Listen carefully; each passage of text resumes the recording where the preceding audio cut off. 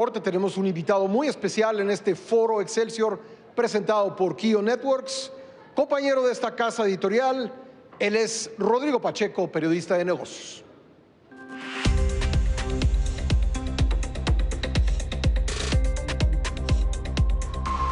Entre enero y mayo, evitar que se dispare el costo de la gasolina y el diésel nos ha costado en las finanzas públicas a todos los mexicanos 98,883 millones de pesos. Sin embargo, es cierto que el subsidio a las gasolinas ha permitido que la inflación no se dispare tanto en México. Hay que tener muchísimo cuidado porque las estafas piramidales y de todo tipo están a la orden del día. Primera edición de Imagen Empresarial, hay más dinero que productos. Pues se trata del mayor aumento en la historia reciente y eso, por supuesto, pues marca un hito de la velocidad que está tomando la inflación. Las actividades primarias fueron las que más crecieron.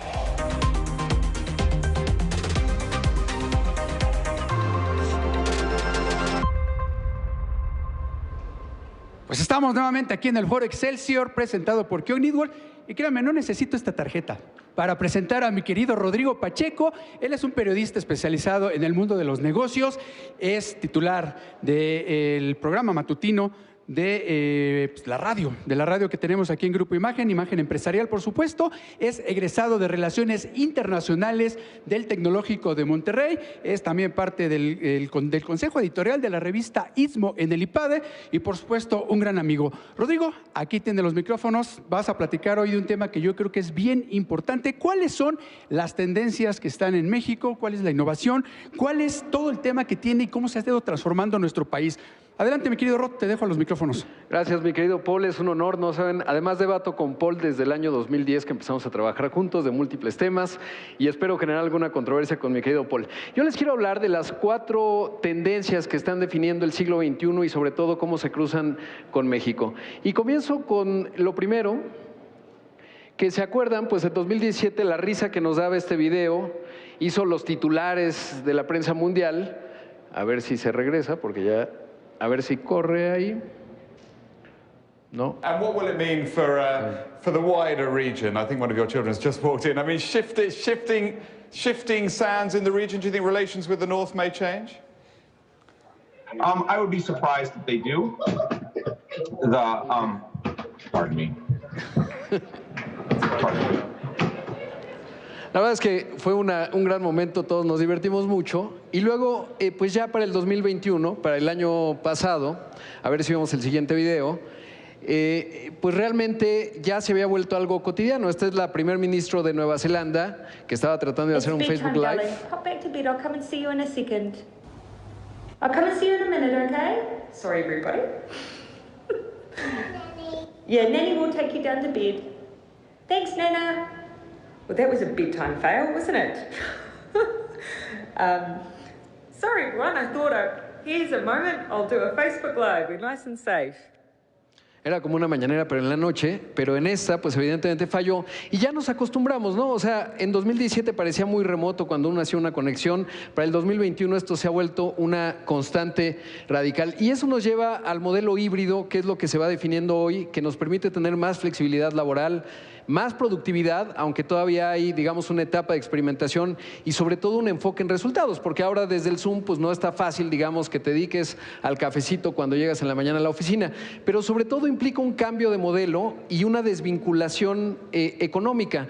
Hace un tiempo se hablaba del famoso decoupling Estados Unidos-China, este alejamiento que ahorita platico un poco de ello, y hoy lo que estamos viendo es que hay un desvinculamiento geográfico, sobre todo porque ya no necesitas estar en el Silicon Valley para trabajar para una empresa tecnológica de los Estados Unidos o no necesitas estar en Monterrey para trabajar con una de las empresas innovadoras de esa gran ciudad. Entonces, esa es la primera tendencia, la desvinculación geográfica, el trabajo remoto que llegó para quedarse y sobre todo cómo vamos a ir viviendo en términos pues de este modelo híbrido. A ver si ahí regreso un poco. Bueno, Luego, la segunda tendencia, sin duda, se trata de Estados Unidos versus China. El nombre del siglo XXI se llama ¿cómo se van a entender o no entender Estados Unidos y China?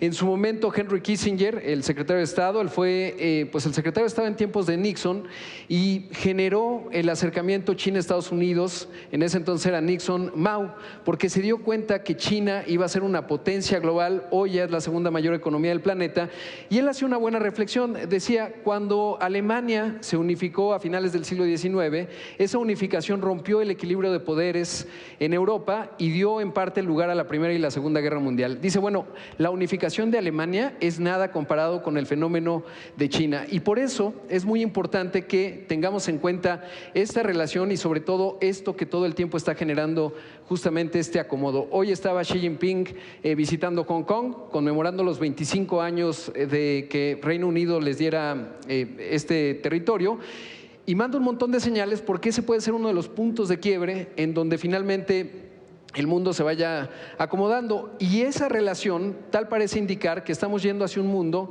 en donde se están definiendo distintos bloques y estamos llegando al fin de la globalización como la conocíamos. Habrán visto recientemente cómo, por ejemplo, en Moscú cerró el primer McDonald's, que marca parte de estas fisuras que están dando la invasión de Ucrania, que empieza a mostrar justamente una Rusia que ha quedado ahora bajo el paraguas chino y que en esta configuración pues estamos viendo incluso un Internet de varias esferas y un mundo relativamente diferenciado y esto tiene un montón de consecuencias para entender nuestro siglo XXI. Y luego, bueno, pues no se debe obviar, digamos, esta potencia de China. Hace 2 semanas estaba Elon Musk participando en el Foro Económico de Qatar.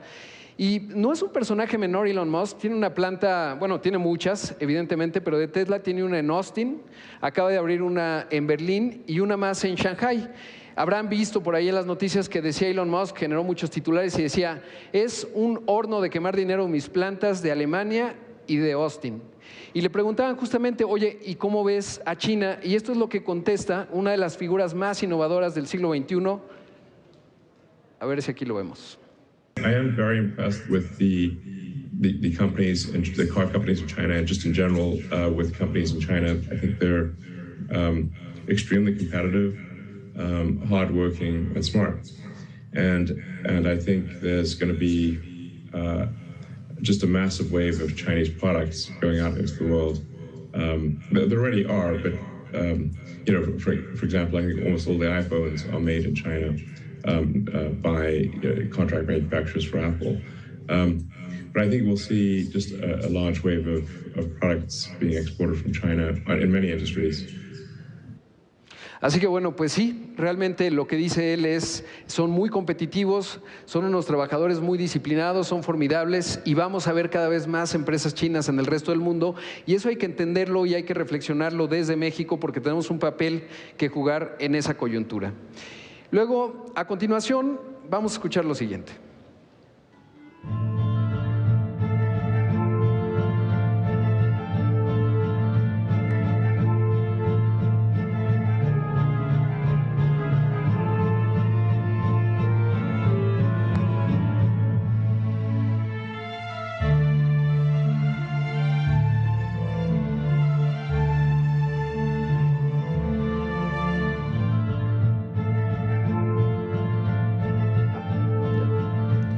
A ver si... Ahí lo que estamos escuchando es una inteligencia artificial. Se pensaría, hace un rato Jorge decía, hablaba de la inteligencia artificial y la verdad es que las barreras transversales que está avanzando pues muestran que ya puede componer música muy sofisticada. Si yo les hubiera puesto esta pieza, digamos, y no les digo que la formó una inteligencia artificial, sería muy difícil que ustedes pudieran distinguir. Se ha planteado en la inteligencia artificial esta prueba de Turing, ¿no? Cuando tienes un intercambio con una computadora y ya no sabes qué está diciendo. Recientemente, de hecho, un ingeniero de Google pues cayó en la trampa de su propio instrumento en función de pensar y asumir por la manipulación y gestión de datos que puede tener un modelo de inteligencia artificial en el lenguaje que pues eso tenía alguna conciencia. Y ese es uno de los paradigmas clave, el que la inteligencia artificial lo está atravesando todo y lo va a transformar todo de manera transversal y creo que es fundamental. El año pasado los fondos de capital de riesgo invirtieron $115,000 millones y les puedo asegurar que los siguientes grandes empresas, unas que ya están establecidas, muchas como Kio, son las que van a triunfar en entender esta nueva tendencia de la inteligencia artificial y las otras que ya mencionaba.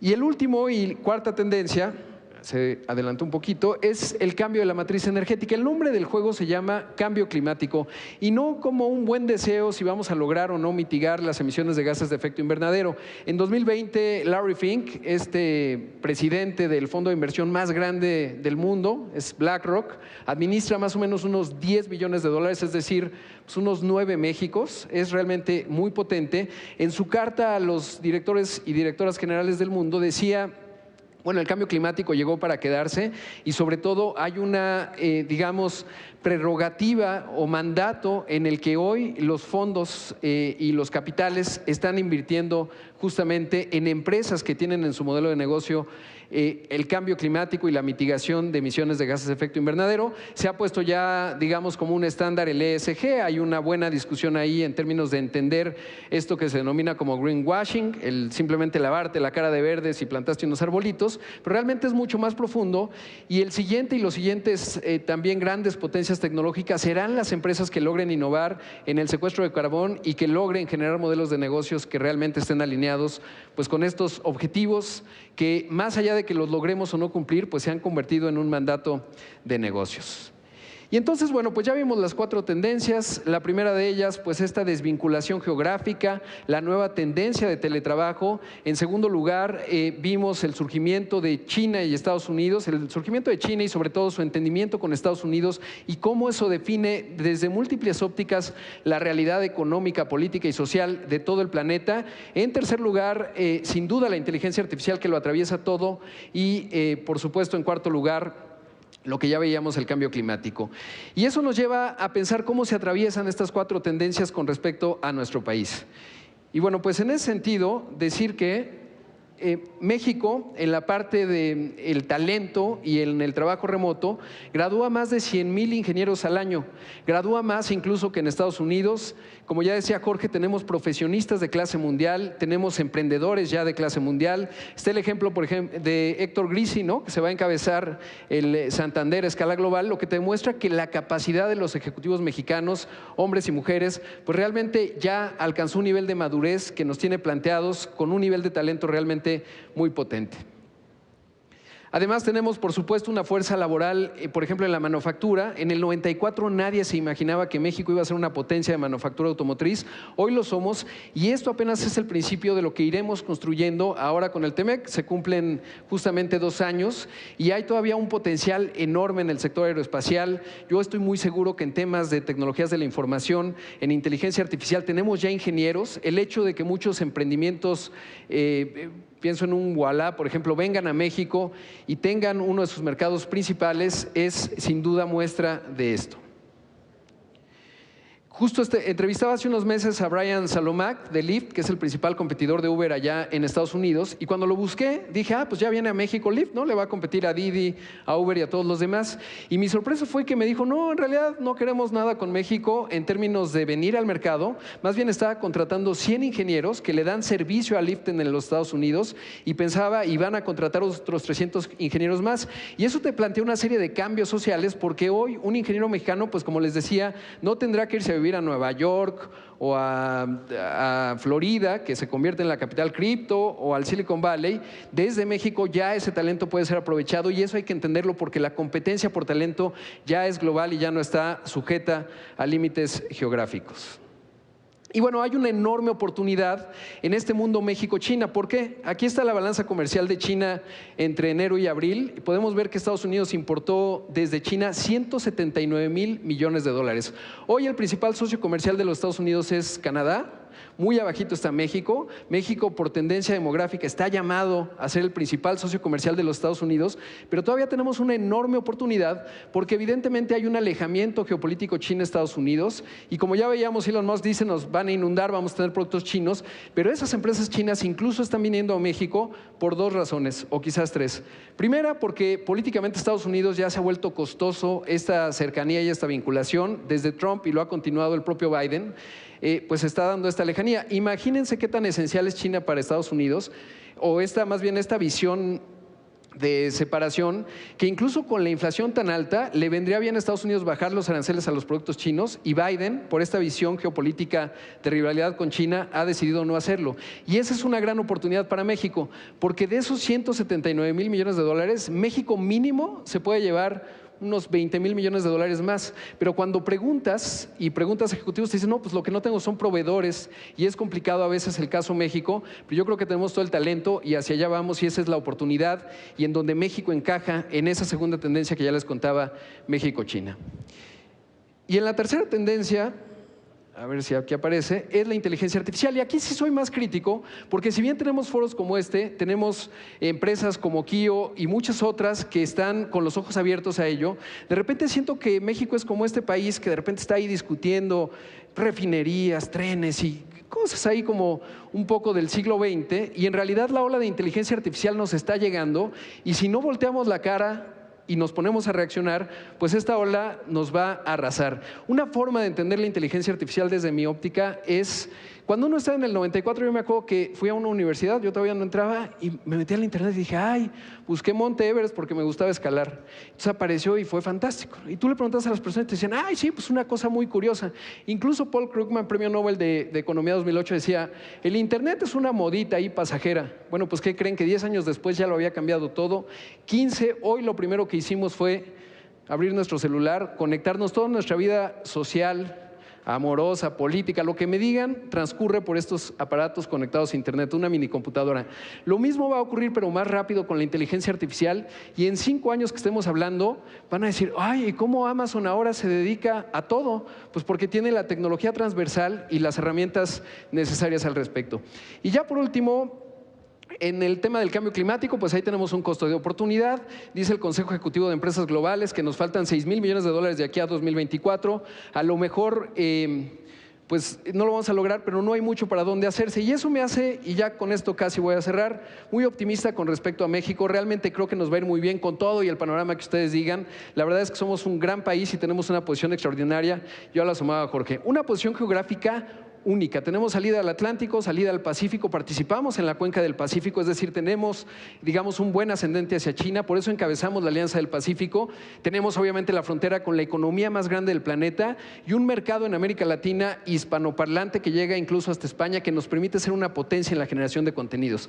Pero no solo eso, tenemos un tamaño de mercado significativo. Cuando yo le pregunto al presidente de Nestlé o de Unilever o de SAP, ¿qué lugar ocupa México?, pues normalmente me dicen uno de los 5 o 10 primeros. Somos un mercado de consumo, el 11º. Somos un mercado de consumo enorme. Y además, no solo eso, tenemos un momento demográfico. Edad promedio en México, 29 años. ¿Qué haces cuando tienes 29 años? Pues te casas o te vas a casar, en cualquiera de sus variantes. ¿Y qué haces cuando te casas? Compras un coche, una lavadora, una casa, etcétera. Ese momento demográfico nos compara y nos pinta muy bien, sobre todo porque cuando volteas a ver al resto de la región, pues resulta que no hay esas ventajas. Si uno ve, Brasil es un mercado enorme, pero muy cerrado hacia sí mismo. México es un país conectado, con un gran momento demográfico, gran talento, una gran visión, y será cuestión simplemente de que sigamos avanzando. No importa quién llegue, hombre, mujer, en el 2024 este será un gran país, y eso es lo que les quería contar esta tarde. Un aplauso para Rodrigo Pacheco, querido Ro, pero gracias. Todavía no se va, porque más adelante hacia dónde va México, todavía no me lo vas a responder, va a ser en un momento. Rodrigo va a seguir contestando las interrogantes sobre todas estas paradojas que acaba de presentar. Rodrigo Pacheco, piénsalo bien. ¿Estás listo para contestarme? Por supuesto, mi querido David. Debatiendo tú y yo desde el 2015, según recuerdo. Yo creo que sí, por ahí, por lo ahí, menos. Exactamente. A ver, comencemos. Hablabas de que México de repente está detenido en asuntos de si una refinería o la maqueta de una refinería y no tanto en las cosas relevantes. ¿Tú qué tan optimista o pesimista eres en la inteligencia artificial para México? ¿Sabes qué? Soy muy optimista porque sí he visto que somos grandes, adoptamos muy bien la tecnología, a veces la replicamos, pero sobre todo veo que hay la masa crítica para que empecemos a revolucionarlo, y sobre todo creo que foros como este plantean, digamos, y sobre todo hablan de esa inquietud que ya tenemos. Yo me acuerdo, David, que en 2007, siempre lo he platicado con Paul, pues un día dijo Steve Jobs una cosa más, ¿no? Presentó un aparato. Revisando las hemerotecas, pues vi que muchos periódicos, el Excelsior sí lo ponderó bien, por cierto, pues no lo pelaron, ¿no? En ese entonces, en el 2007, la discusión era Calderón y entonces el Congreso y tal. Nos pasó de noche. Sin embargo, una de las cosas más importantes que hoy determina el año 2022 y que lo ha determinado recientemente es un aparatito conectado a Internet. Así como hoy la inteligencia artificial puede pasar desapercibida y muchos dicen, pues eso qué importa, y hoy lo ha transformado todo para bien de la sociedad y con algunas áreas de oportunidad también, sin duda, la dinámica de redes sociales y lo que tú quieras. El hecho es que esas transformaciones a ratos parece que pasan de noche en México, pero finalmente las adoptamos y nos beneficiamos de ella, y yo creo que en esta ocasión estamos más listos que en otros momentos. ¿Cuál es para el líder de una organización el punto de partida? El punto de partida en decir, vamos a hacer de la inteligencia artificial el futuro y no una particularidad o algo que le corresponde a otros. Yo creo que es una oportunidad de oro la que tenemos hoy, porque es como si en 1994, digamos, no eran expertos en telecomunicaciones, y te sentabas a pensar y decías, oye, hay una cosa que se llama Internet, ¿cómo va a intersectar con mi negocio? Tengo una postura defensiva, es decir, yo opero, por ejemplo, tiendas de conveniencia en lugares en donde el comercio electrónico va a tardar mucho, o tengo una posición que puede ser ofensiva porque tengo un montón de características que me permite hacer la transición muy rápida. Yo creo que la discusión parte de los datos, primero entender qué datos tenemos, cómo los tenemos estructurados, desestructurados, etcétera, qué herramienta y aplicación y modelo podemos tener para correlacionarlos, y qué preguntas que hoy no podemos tener la respuesta le haremos a nuestros datos. Y partiendo de ese hecho conceptual, dándose un tiempo para pensarlo, uno puede empezar a transitar un camino para que cuando lleguen las ofertas, digamos, de herramientas de inteligencia artificial, tengas un mapa más claro de hacia dónde te vas a mover de acuerdo a la posición que ocupas o que ocupa tu organización en el ecosistema económico. Durante la plática te oí demasiado optimista de México con respecto a China, que teníamos muchas oportunidades y todo. ¿En qué basas ese optimismo? ¿En qué somos mejores que los chinos? Es que, ¿en dónde somos mejores? En que tenemos una fronterota de más de 3,000 kilómetros de largo con los Estados Unidos, una vinculación ya muy cercana, una afinidad cultural importante. El hecho, por ejemplo, de que compañías como Lyft vengan a México y contraten ingenieros, te habla, digamos, de esa enorme capacidad. Somos trabajadores muy competitivos, pero sobre todo, pues estamos más cerca que el Océano Pacífico de lo que está China, y sobre todo nos llevamos mejor, diría, o tenemos más afinidad e integración en el bloque Norteamérica que lo que pudiera tener China, que hoy por Estados Unidos es interpretado como un rival. Decíamos al principio que a veces estamos peleándonos por la maqueta de una refinería o un aeropuerto que no tiene vuelos, mientras que los chinos están ya en la tecnología, en la inteligencia artificial. ¿Cómo hacerle para aprovechar la oportunidad y que no se nos vuelva otra de esas muchas que hemos tenido y que se nos han ido en la historia de este país? Sí, el famoso penalti. Estamos solos frente a la portería, vamos a meter gol y la volamos. Sí. Yo creo que... Como decían en los crónicos de fútbol antiguas, era nuestra, la teníamos y la dejamos ir. O el maldito error que siempre nos acompaña. Exacto. Esa es mi preocupación. ¿Cómo no cometer el maldito error que siempre nos acompaña? Yo creo que con dos cosas. Uno, estando listos y aptos para entender que no vernos el ombligo, es decir, entender que hay 4 tendencias que están definiendo al mundo hoy. Eso es un primer punto muy importante. Y el segundo, yo creo que debemos de dejar de pensar tanto en el 2024 o 2030, quién sea el presidente. Este país le va bien independientemente de quién lo dirija en su momento. Es muy importante, claro, no estoy diciendo que nos olvidemos. O a pesar de, pero realmente la potencia y el motor de México radica en nosotros, en los que hacen y trabajan todos los días por este país y por la economía, y creo que en tanto lo entendamos y estamos en mejor momento hoy de entenderlo, nos va a ir bastante mejor, y eso es lo que me hace muy optimista. Muchísimas gracias. Gracias, mi querido David. Gracias. Un honor estar aquí. Muchas gracias, y es realmente un gusto y un placer estar aquí en mi casa en Imagen compartiendo con ustedes. Muchas gracias. Un aplauso. Gracias a los dos.